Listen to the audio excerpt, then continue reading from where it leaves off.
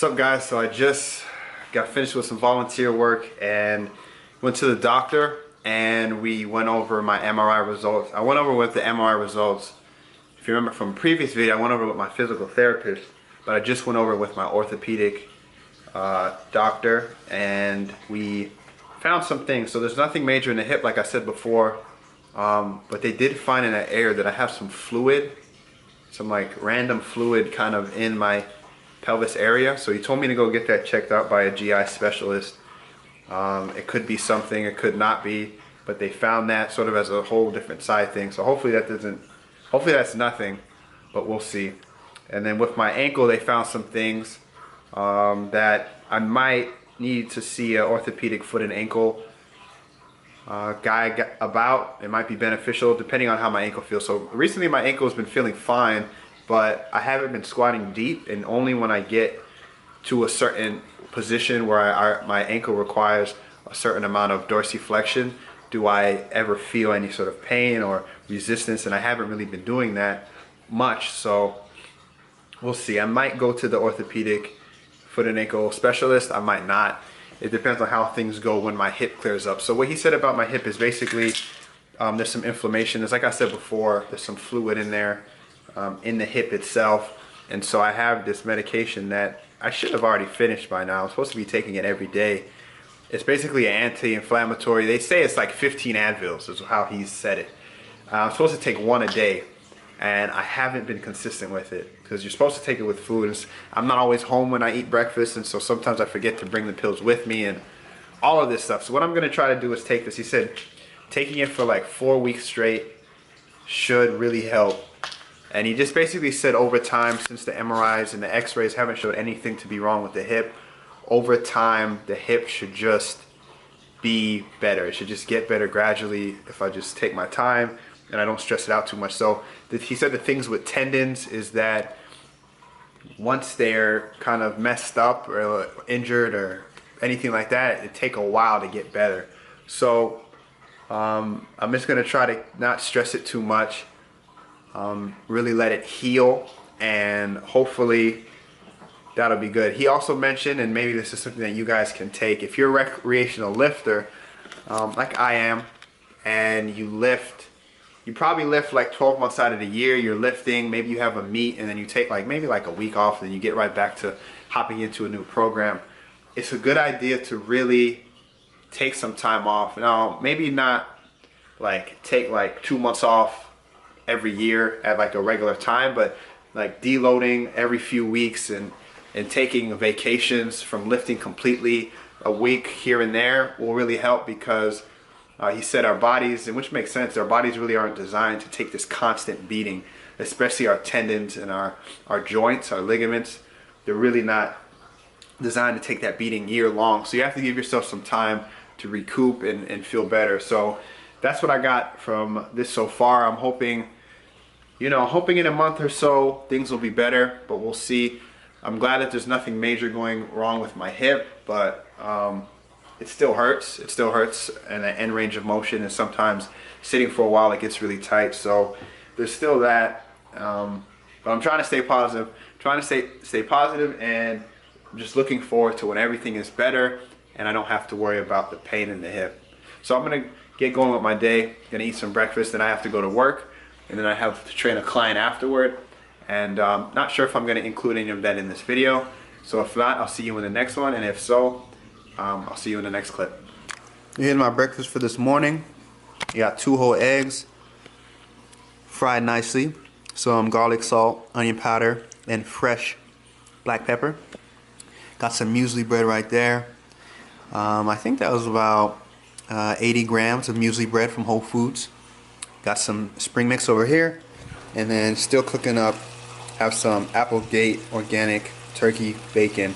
So that's what I'm about to have for breakfast. I'm gonna put some sriracha on it, on the eggs, because it makes it so good. Also have a sandwich I'm gonna eat at lunch before I do my lower body rehab day. Got some 2 ounces of ham, 2 ounces of turkey, some lettuce, some onions, and some spicy brown mustard.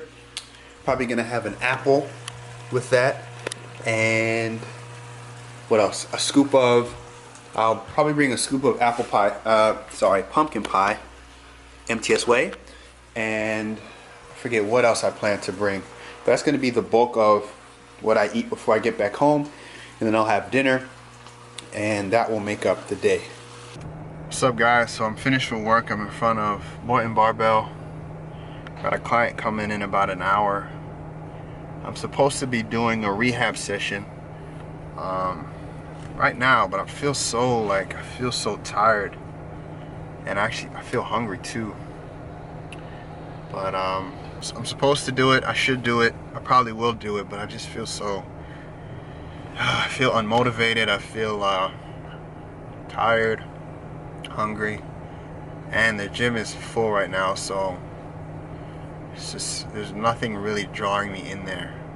And I'm sort of, from my doctor's visit, I'm sort of confused. I feel like maybe I'm supposed to rest more than I am. Like maybe I should rest more, or I don't know. I thought more rehab days would be better, like 3 a week as opposed to 2.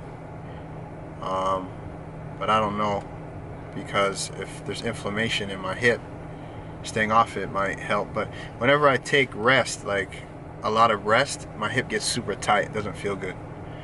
So I'm probably gonna do some stuff today. I'm probably not gonna squat. That seems to aggravate my hip, so I'm gonna stay away from squatting today. I might do that Wednesday or Friday onto a box. The deadlifts don't hurt, so I'll do those probably. I'll do some of the hip stuff, glute stuff, maybe even some internal, external rotation, and then the lunging type stuff, and that'll be it if I get to do all that. And then core stuff. I might do the core stuff with my client. I have him doing planks, so I like to do them with him sometimes, and he likes that too, to get the challenge. So we'll see. I might even take a nap in here. I'm feeling so tired, but we'll see. I'll let you guys know. Still haven't gone in, but I want to show you guys this game I recently just got. It's called Alto's Adventure on Android. I don't know if it's on Apple. Sure it is though. Everything's on Apple first in terms of apps.